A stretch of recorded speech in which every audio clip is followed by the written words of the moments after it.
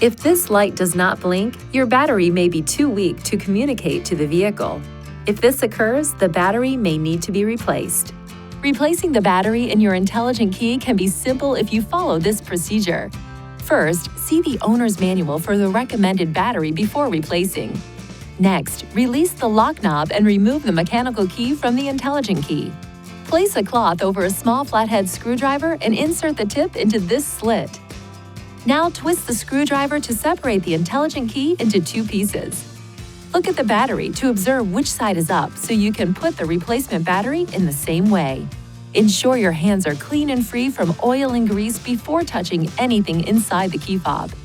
Carefully hold the new battery by the edges every time you pick it up. Remove the discharged battery while being careful not to touch the internal circuits or electrical terminals. Gently place the new battery into the intelligent key with the negative side oriented in the same direction you noted during removal.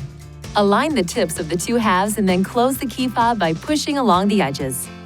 Lastly, operate the intelligent key to ensure it works properly. If you need assistance with replacement, it is recommended you visit a Nissan dealer.